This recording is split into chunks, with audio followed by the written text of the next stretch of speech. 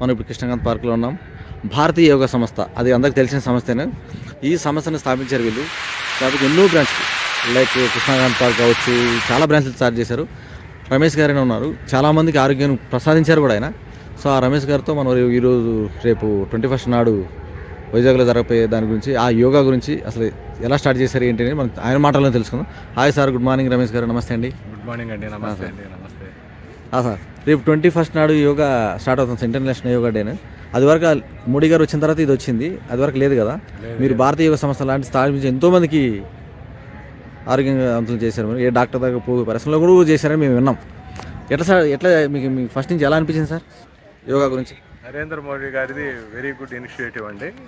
ఒక అంతర్జాతీయ వ్యాప్తి చేశారు యోగాని. ఐక్యరాజ్య సమితిలో ఒప్పించి యోగాకి ఒక రోజున కేటాయించడం అనేది గ్రేట్ ఇనిషియేటివ్.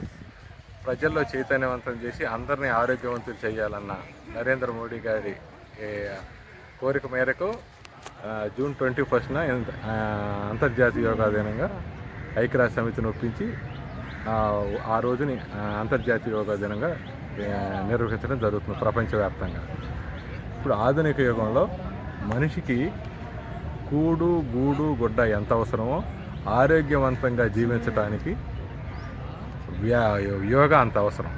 ఎలా అంటే మనం తీసుకునే గాలి కానీ తీసుకునే ఆహారం కానీ అన్నీ కలుషితం అయిపోయింది. మనం ఈ కలుషిత బారి నుంచి మనం ఆరోగ్యం ఉండాలంటే మన దినచర్యలో భాగం చేసుకొని క్రమం తప్పకుండా ఆరోగ్యం కాపాడుకోవాల్సిన బాధ్యత మనకుంది.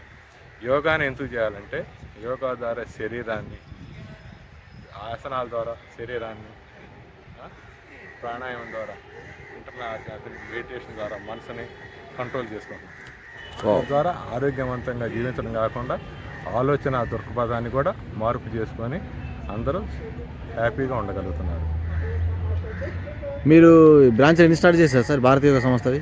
మేము భారతీయ యోగా సంస్థని ఢిల్లీలో స్టార్ట్ చేశారండి. న్యూఢిల్లీలో స్టార్ట్ చేశారు. వాళ్ళు వచ్చి మాకు నేర్పడం జరిగింది అనమాట. మేము వాకింగ్ చేస్తుంటే తెలియకుండా వాళ్ళు వచ్చి ఇక్కడ పార్కులో వాకింగ్ చేస్తుంటే ఈ వాకింగ్ కంటే కూడా యోగా మంచిదని మాకు నేర్పడం జరిగింది. వాళ్ళు ఇనిషియేట్ చేసుకొని అప్పుడు నాకు ఏంటంటే బ్యాక్ పెయిన్ ఉంది, స్పాండిలైటిస్ ఉంది.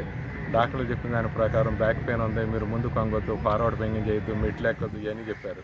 మేము యోగా అవలంబించిన తర్వాత ఏంటంటే ఆ సమస్యలన్నీ లేకుండా హ్యాపీగా ఉండగలుగుతున్నాం. సో మేము పొందిన భారతీయ సంస్థల ముఖ్య ఉద్దేశం అంటే జీవింపజేయి, మనం ఆనందంగా ఉండడం కాకుండా ఇతరులను కూడా ఆరోగ్యవంతులు చేయాలన్నది సమస్య యొక్క ఉద్దేశం. ఈ సమస్య ఏంటంటే ఎవరి దగ్గర నుంచి ప్రతిఫలంగా ఏమి తీసుకోవట్లేదు, ఫ్రీగా చెప్తుంది.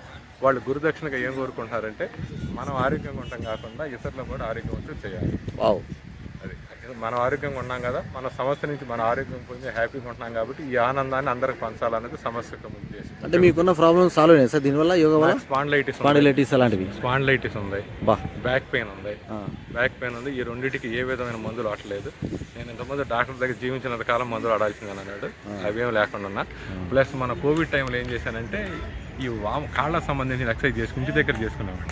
ఒక స్టేజ్లో చేయకుండా మోకాళ్ళు నొప్పి అనేది కింద కూర్చునే పరిస్థితి లేదు. అప్పుడు అయినా డాక్టర్ కన్సల్ట్ చేద్దామని చెప్తే డాక్టర్ దగ్గరికి వెళ్ళినప్పుడు ఏం సజెస్ట్ చేశాడంటే మీ వయసులో ఏ విధంగా ఉండాలి అదే విధంగా ఉంది, కాకపోతే ఫిజియోథెరపీ చేయించి చూపించారు. ఆ ఫిజియోథెరపీ ఏంటంటే మేము రెగ్యులర్గా యోగాలో చేసేది. కాకపోతే కోవిడ్ టైంలో నేను అది చేయకపోవటం వల్ల బాగా నీ పెయిన్ వచ్చింది అనమాట. ఇప్పుడు మళ్ళీ రెగ్యులర్గా చేస్తున్నాను. ఆ సమస్య నుంచి బయటపడ్డాను. ఏ విధమైన ఇప్పటికి నాకు 60 ఇయర్స్, ఏ విధమైన రుగ్మతలు ఏమి లేవు. Super sir, great sir, great. So అందుకని మా వాళ్ళందరూ కూడా ఇప్పుడు మేము ఇటు ప్రగతి నగర్లో కానీ, నిజాంపేట రోడ్డు, ఆదిత్య నగరం, వికాస్పురి, రెయిన్బో అట్లా మాకు సెంటర్స్ అన్నీ కూడా మా భారతీయ సంస్థల తరఫున ఓపెన్ చేయడం జరిగింది. సో ఈ లెక్కన మీరు ఎంతోమంది ఆరోగ్యం దాత అయిపోయారు. మాకు నేర్పారండి. మేము అయితే నలుగురు చెప్తున్నారు కాబట్టి గ్రేట్ సార్. ప్రతిఫలం ఏంటంటే పూర్వకాలంలో మన ఋషులు ఏం ప్రతిఫలం ఆశించకుండా చేశారంటే మా సమస్య యొక్క ముఖ్య ఉద్దేశం కూడా ఎవరి దగ్గర నుంచి ఏ విధమైన రుచి తీసుకో. సో అయితే ప్రేక్షకులకి అంటే ఆరోగ్యంగా పొందాలంటే ఆ కోరిక లేకపోయినా వాళ్ళకి మీరు ఏం చెప్పదలుచుకున్నారు? జీవించినంతకాలం శరీరానికి మనిషికి ఆహారం తీసుకోవటం ఎంత అవసరమో